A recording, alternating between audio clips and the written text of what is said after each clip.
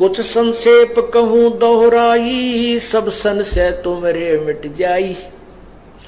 भरम गए जग वेद पुराणा, आदि राम का भेद न जाण्या। राम राम सब जगत बखाने, आदि राम कोई बिरला जाने। ज्ञानी सुने सो हृदय लगाई, ही मूर्ख सुने तो गम ना पाई। माँ अष्टंगी पिता निरंजन, ये जम दारुण वंशन अंजन। पहले कीन निरंजन राई, पीछे से माया उपजाई। परमात्मा ने अपनी महिमा अपने द्वारा की सृष्टि खुद ही बतानी पड़ी। कहते पहले ज्योति निरंजन की उत्पत्ति की अंडे से, पीछे से दुर्गा का शरीर परमात्मा ने अपनी सबद शक्ति से बनाया।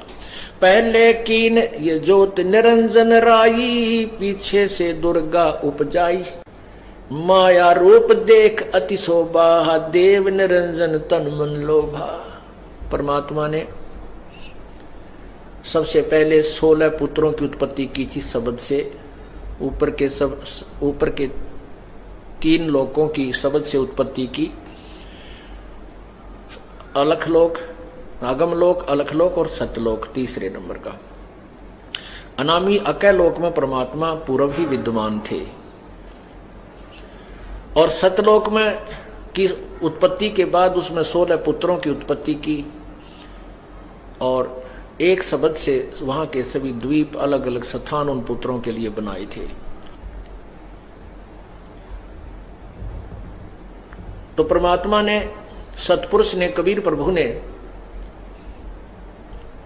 अपने पुत्र अचिंत से कहा था, उन 16 पुत्रों में से एक का नाम अचिंत है, कि तू ये सृष्टि रच आगे की।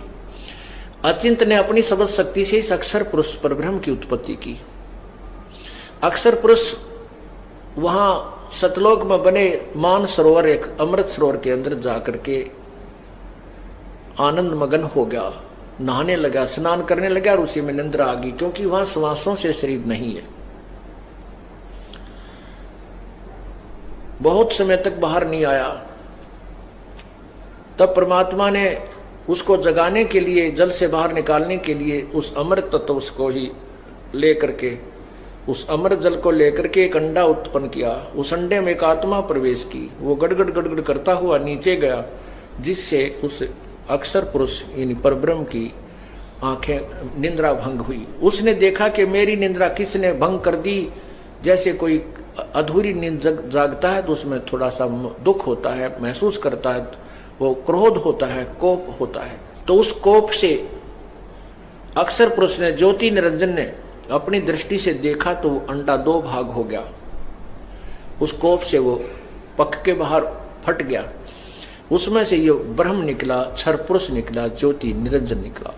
परमात्मा ने आकाशवाणी की कि तुम दोनों बाहर आओ। अक्षर पुरुष तो निंद्रा में था, तुझे जगाने के लिए ये सब लीला करनी पड़ी। और दोनों तुम जाकर के अचिंत के लोक में, एक ही लोक में 3 रहो। तो वहां ये अकेले 3 एक लोक में रहने, एक द्वीप में रहने लगे, सतलोक में बने हुए अलग स्थान में ही एक, जैसे अलग अलग बन जाते हैं पृथ्वी के ऊपर गांव नगर बने, ऐसे। तो कुछ दिनों के बाद इस ज्योति निरंजन क्षर पुरुष के मन में खरपतवार उत्पन्न हुआ कि अन्य सब मेरे भाई एक एक द्वीप में अलग भिन्न भिन्न रह रहे हैं और मैं अकेला एक द्वीप में, हम एक द्वीप में 3 रह रहे हैं। मैंने, ये हमारे लिए थोड़ा स्थान है, मैं अलग से स्थान प्राप्त करूंगा, तप से राज मिलता है। 70 युग तक तप किया इसने एक पैर पे खड़ा होकर। तो जब इसने एक पैर पर खड़ा होकर के तप किया तो हम सभी आत्मा जो आज काल के जाल में परेशान हो रहे हैं, दुख उठा रहे हैं, ये इसको देखकर प्रसन्न हो गए। इसकी इस हठ योग को, एक पैर पे खड़ा होकर के तप कर रहा था, हम इसकी महिमा गा रहे थे, क्या कमाल कर दिया, देख कितने दिन हो गए, ओहो ये तो बिल्कुल कमाल कर रहा है। हम परमात्मा की महिमा छोड़ के, जो हमें सब सुख दे रहा था, हमारा वहां अमर शरीर था, कोई मृत्यु नहीं, कोई कष्ट नहीं, कोई दुख नहीं था, उस अपने परमपिता कबीर भगवान से हृदय हटा करके इस ज्योति स्वरूप निरंजन के अंदर हमने अपनी आस्था जमा ली। इस बात को अंतर्यामी परमात्मा जानते थे। कबीर जी साहब ने, कबीर परमेश्वर ने, पूर्ण ब्रह्म ने, परम अक्षर ब्रह्म ने, उस अन्य उत्तम पुरुष ने आकाशवाणी की कि बच्चों तुम मत देखो इस नादान की नादानी को, इसलिए तुम मत देखो इसकी तरफ, ध्यान मत, तो तुम मस्त रहो और परमात्मा के गुणगान करते रहो, मेरे गुणगान करते रहो।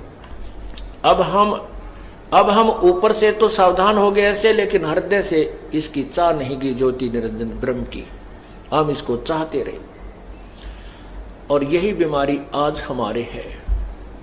यहां पर आज जैसे ये हीरो और हीरोइन ये केवल नकली काम करें, सारे नकली, यानी अपने पेट भरने के रोजगार के लिए ये चटकम मटकम लटकम बटकम करते हैं और नाना प्रकार के बढ़िया बढ़िया ड्रेस बना के पहनते हैं, अच्छी कटिंग करा लेते हैं। इन्हें कौन सा रोटा लेना है, इन्हें कौन सा खेत में काम और मजदूरी करने, इनका तो ड्रामा यही है पैसे इकट्ठे करने का। तो उसको हम मजदूर तक भी उनके उस लीलाओं को, अदाओं को देख कर प्रभावित होते हैं और इतने आसक्त हो जाते हैं। जैसे नौजवान बच्चे, कॉलेज में पढ़ने वाले बेटे और बेटियां, यदि कोई हीरो या हीरोइन पता लग जाए कि हिसार में आया हुआ है, देखो इन बच्चों की वहां जाकर भीड़, लेना एक न देने दो, सारा दिन भूखे प्यासे धूलम धूल, और नो को वो खुड़ा, अरे इनको कुछ मिलना नहीं, और वो वहां से भी 20-30 लाख रुपए लेकर जाएगा, ये बर्बाद करके आएंगे।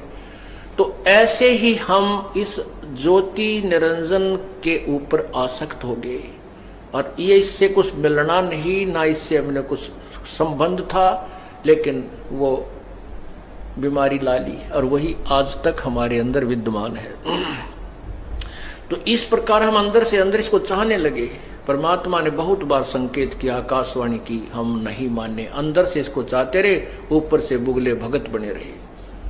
परमात्मा जान गया। तीसरी बार जब इसने तप किया, 64 युग तप किया, तब इसने मांगा कि मेरे को जीवात्मा दे दो।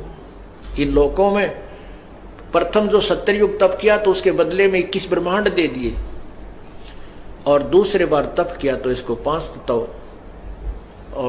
तत्व दे दिए और 3 गुण दिए। और तीसरी बार तप किया तो इससे पूछा तू क्या चाहता है, तो इसने कहा मुझे कुछ आत्मा दे दो, मेरा अकेले का दिल इन 21 ब्रह्मांडों में नहीं लग रहा। तब परमात्मा पूर्ण ब्रह्म, परम अक्षर ब्रह्म सतपुरुष कबीर जी ने कहा कि भी ये मेरी आत्मा है, मेरे शरीर से उत्पन्न हुई। क्योंकि परमात्मा ने पहले 16 पुत्रों की उत्पत्ति की, फिर ज्योति निरंजन और ये परब्रह्म जब उत्पन्न हो गई, उसके बाद हम सब आत्माएं जो यहाँ फंसी हैं, वहां सतलोक में कबीर परमेश्वर ने अपने वचन से, अपने शरीर से हमारी बाहर उत्पत्ति की। हम वहां ठाठ से रहने लगे। हमारा शरीर तेजो में एक नूर का बना हुआ था, मनुष्य सदृश शरीर था। तो हम सभी इसकी तरफ देखने लगे। तो परमात्मा ने कहा भी ये मेरी आत्मा है, मेरे बच्चे हैं, इनको मैं किसी कीमत पर, किसी तप जप के कारण के प्रतिफल में नहीं दे सकता। हाँ, यदि ये सब इच्छा से कोई तेरे साथ जाना चाहते हैं तो मैं तुझे दे दूंगा, तब इनको आज्ञा दे दूंगा, जा सकते हैं। ज्योति निरंजन हमारे पास आया। हम तो पहले इसके ऊपर आसक्त थे, चारों तरफ इसका घूम गए, झूम गए। इसने कहा कि मैंने पिताजी से अलग स्थान लिए 21 ब्रह्मांड, तुम मेरे साथ चलोगे?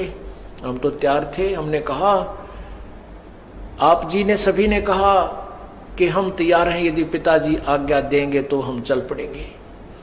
तब ज्योति निरंजन ने जाके सतपुरुष से बताया कि प्रभु, पिताजी कुछ आत्माएं मेरे साथ चलने को तैयार हैं। प्रभु ने आकर पूर्ण परमात्मा ने कहा कि मेरे सामने सहमति व्यक्त कराइए। परमात्मा पूर्ण ब्रह्म ने कहा ज्योति निरंजन से कि मेरे सामने कहा, इनसे स्वीकृति कराइए। परमात्मा ने आकर पूछा भी कौन है जो इस ज्योति निरंजन के साथ इसके लोकों में जाना चाहता है, कृपा हाथ खड़ा करके सहमति दीजिए। तो उस समय कोई नहीं चसका, क्योंकि अपने पिता के सामने सबको एक शर्म आई, बहुत दुखी हो गए और नहीं बोल पाए। अगर पिताजी के सामने कैसे कहें। काफी देर तक सन्नाटा छाया रहा। तब परमात्मा ने दोबारा पूछा कि भाई कौन है इसके साथ जाना चाहता है? कि ज्योति निरंजन, ये तो कोई भी नहीं तेरे साथ जाना चाहते। तब एक आत्मा जिसने सोचा कि कदे पिताजी हमें आज्ञा ना दे, उसके एकदम एलोर सी उठी, खड़े हो गई। खड़ा होकर कहा कि मैं इस ज्योति निरंजन के साथ जाना चाहता हूं। अब हमने जो शेष बैठे थे वहां, हमने सोचा कहीं ये अकेली ही वहां पर सारी लूट ना लूट ले, हम रह जावा। तो जो ही उसने हिम्मत की, एक ने सबसे पहले तो देखा, हम सभी ने ऐसे दोनों हाथ खड़े कर दिए, मैं भी, हम भी। कुछ क्षेत्र में जो ये आत्माएं थी उन सभी ने ऐसे स्वीकृति दे दी। तो प्रभु ने कहा भी ठीक है ज्योति निरंजन, जिसने भी तेरी स्वीकृति दी है तेरे साथ जाने की, ये मेरे कंप्यूटर में इनका रिकॉर्ड आ गया है, इनको मैं अपने हिसाब से भेजूंगा, इनको मैं तू जाइए अपने हिसाब से तेरे पास भेज दूंगा। तो उस परमात्मा ने, पूर्ण परमात्मा ने सबसे पहले जिस आत्मा ने ज्योति निरंजन के साथ जाने की सहमति व्यक्त की थी, उसकी स्त्री बनाई, लड़की के आकार बनाए, लेकिन प्रजनन इंद्री नहीं लगाई प्रभु ने, क्योंकि वह ज्योति निरंजन की और कृत घनता देखना चाहते थे।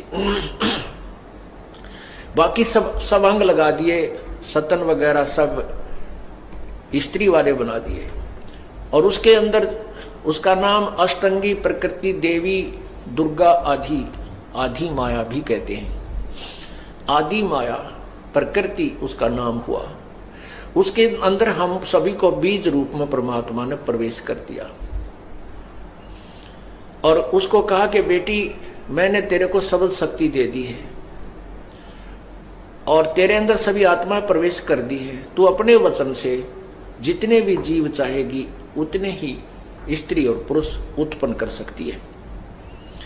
अपने पुत्र सहजदास को बुलाया और कहा बेटा अपनी बहन को ज्योति निरंजन के पास छोड़कर आ और उसको बता देना कि मैंने, पिताजी ने इस बहन के शरीर में वो सभी आत्मा प्रवेश कर दी हैं और जितने भी आत्मा तू कहेगा, जितने भी शरीर, ये उन सब के शरीर अपने वचन से उत्पन्न कर देगी।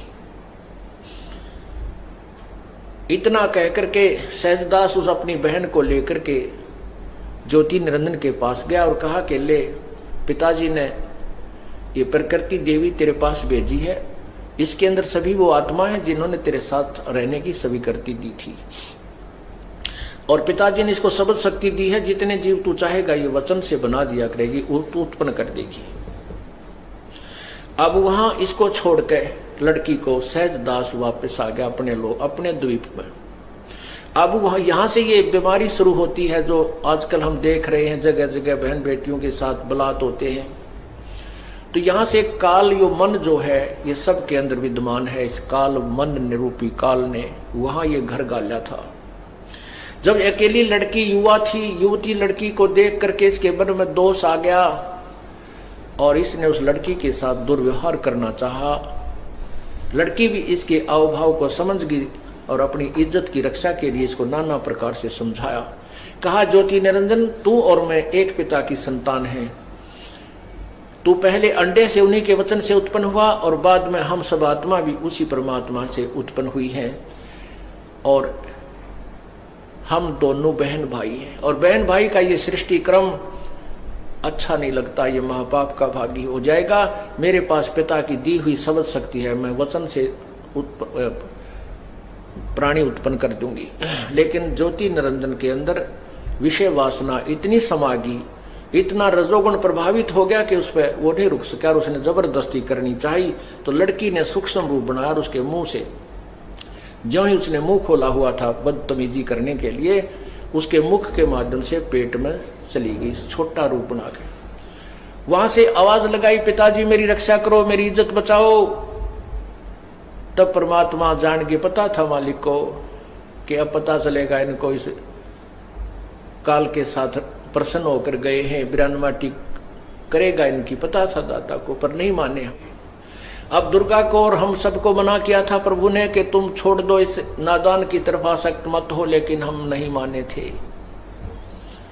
लेकिन माता पिता फिर भी अपने बच्चे को कितना ही बुरा हो जाए फिर भी संभालने की चेष्टा किया करते हैं। तो उस परमपिता को पता चला, आकाश उसने अंदर से पुकारा तो प्रभु ने अपने ही पुत्र एक जोगजीत का रूप बनाया, वहां प्रगट हुए और कहा कि जोगजीत आदेश सुन ले प्रभु का, आदेश सुन ले परमात्मा का, परमपिता का।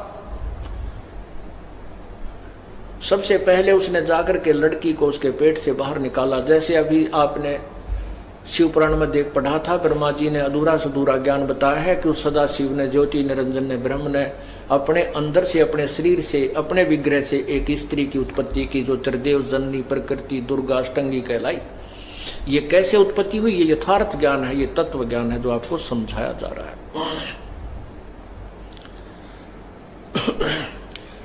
तो परमात्मा सहजदास जोगजीत रूप में, जोगजीत रूप में परमात्मा ने पहले, सबसे पहले दुर्गा को उसको पेट से निकाला और फिर कहा कि ज्योति निरंजन आदेश सुन ले, आज से तेरा नाम काल होगा। 1 लाख मानव शरीरधारी प्राणियों की गंध तू रोज खाया करेगा, 1.25 लाख उत्पत्ति करेगा। आज से तुझे यहां से देश निकाला दिया जाता है, तुम दोनों 21 ब्रह्मांड लेकर यहां से चले जाइए। अब ज्योति निरंजन ने बहुत प्रार्थना की, मेरे से गलती होगी, माफ कीजिए। परमात्मा बोले अब तेरा जो दोष है माफ करने योग्य नहीं है, और न ही इस प्रकृति देवी का दोष माफ करने योग्य है। अब जाओ पहले धक्के खाओ, वहां तुम खूब ये सारे तंग हो लेंगे, कुत्ते गधे सुअर बनकर, गंदी नाली के कीड़े बनकर। वहां जब कति ब्रान माटी हो लेगी, जब आऊंगा तुम्हारे पास, जब पूछूंगा तुम कितने सुखी हो बेटा यहाँ पर, फिर ये ज्ञान सुनाऊंगा तुम कैसे फंसे, और तब तुम समझ सकोगे। लेकिन एक दयालु परमात्मा ने, जब हम इसके साथ आने लगे थे, ये विचार करना, जब हम इसकी तरफ आने लगे और बहुत आसक्ति हमारी इसमें होगी, तो परमात्मा ने एक बात कही थी कि बच्चों ठीक है तुम अपने पैर पर कुहाड़ा मार रहे हो और इसके साथ जा रहे हो, परंतु इस सार नाम को याद रखना, इस सार शब्द को याद रखना। वो नाम बताया था प्रभु ने हमारे को, इसको मत भूलना, इसके द्वारा तुम मुझे याद करना, मैं तुम्हें वहां से छुटा लाऊंगा। अब काल भगवान ने सबसे पहले यहाँ आते ही वो सार नाम कति समाप्त कर दिया, वो सार ज्ञान ही नष्ट कर दिया कि कहीं इनको सार नाम याद ना रह जाए, और हमारे ऊपर ऐसा आवरण डाल दिया कि हमने 1 हफ्ता पहले की बात भी याद ना रहती, सतलोक की बातें याद कहाँ रहती। इस शरीर में, ऐसे शरीर में हमें बंद कर दिया। तो उसी समय ये तीनों, ये दोनों के दोनों 21 ब्रह्मांड समेत सतलोक से 16 शंख कोश की दूरी पर आकर के ये विमान इनका डट गया, 21 ब्रह्मांड यहां रुक गया आके। उसके बाद इस काल ने दुर्गा के साथ फिर बदतमीजी की, फिर जोर जबरदस्ती करने लगा। दुर्गा ने कहा कि ज्योति निरंजन कुछ आंख खोल ले, पहले तो तू और मैं एक पिता की संतान, भाई बहन है, अब मैं तेरे पेट से बाहर आई हूं, तेरी पुत्री होगी, कुछ तो शर्म कर ले, कहीं तो रोक अपनी इस गंदी नीत ने। पर नहीं मान्या।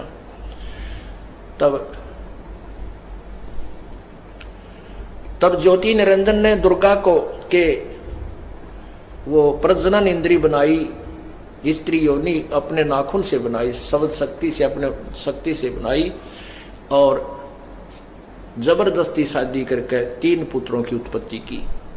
सतलोक इसने अपने ब्रह्मलोक में ऊपर सर्वोपरि स्थान पर 3 स्थान बना रखे, न्यारे न्यारे, एक रजोगुण युक्त, एक तमोगुण युक्त, एक सतोगुण युक्त। जैसे एक मकान में 3 कमरे हों, एक कमरे में साधु संत महात्माओं के चित्र लगे हों, उसमें जाते ही मन अपने आप एक सतोगुण भाव में आ जाता है।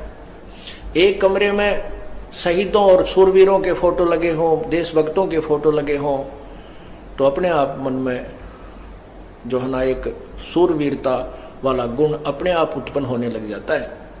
और तीसरे में अश्लील फोटो लगे हो, तो वहां अश्लील फोटो जिस कमरे में लगे हैं उसमें जाते ही मन में वही गंदे विचार सब उत्पन्न होने लग जाते हैं। तो ऐसे इस काल भगवान ने ऊपर एक ब्रह्मांड को सर्वोपरि स्थान पर, ब्रह्मलोक के ऊपरले स्थान पर तीन स्थान गुप्त बना रखे हैं, एक रजोगुण प्रधान, एक तमोगुण प्रधान, एक सतोगुण प्रधान। जब ये दुर्गा और काल ज्योति निरंजन उस सतोगुण प्रधान रजोगुण प्रधान क्षेत्र में दोनों रहते हैं, उनका मन में वही एक ऐसी प्रेरणा सी बनी रहती है और वहां जो उनके द्वारा पुत्र उत्पन्न होता है वो रजोगुण बन जाता है, उसका नाम ब्रह्मा रखते हैं। और दूसरे स्थान सतोगुण है, उसमें जब ये दोनों रहते हैं वहां जो पुत्र उत्पन्न होता है इनसे, तो उसका नाम विष्णु रखते हैं। और तीसरे तमोगुण प्रधान क्षेत्र में जब ये दोनों से संतान उत्पन्न होता है उसका नाम ये शंकर शिव रखते हैं। और ये तीनों को फिर एक एक ड्यूटी रजगुण ब्रह्मा उत्पत्ति करे, सतगुण विष्णु सतिथि यानी सब मोह ममता पैदा करे, और शिव सबका संहार करे, क्योंकि इसको 1 लाख प्राणी नित्य खाने पड़ते हैं। उसके लिए इसने सारा साजबाज जोड़ रखा है। फिर इस दुर्गा ने ही अपने 3 रूप धारण किए, एक सावित्री, एक लक्ष्मी और एक गौरी समुद्र में छुप गई। वहां से इनको संकेत किया कि जाओ तुम सागर मंथन करो, जो वस्तु मिले उसको अलग अलग पहचान करके लाना। इन्होंने सागर मंथन किया, 3 लड़कियां निकली, तीनों को अलग अलग पहचान करके लाए। पूछा पहले कौन सी निकली थी कि सावित्री, ये है, इसका नाम सावित्री रख दिया दुर्गा ने, और ब्रह्मा से ब्याह कर दिया, उसकी शादी कर दी, विवाह कर दिया। दूसरी का नाम लक्ष्मी रखा, वो विष्णु से ब्याह दी, और तीसरी का नाम गौरी रखा, जो शंकर जी से ब्याह दी, उसको शादी कर दी। और इन तीनों से ही ये सब काल बलि का, ये काल भगवान की सृष्टि प्रारंभ होगी।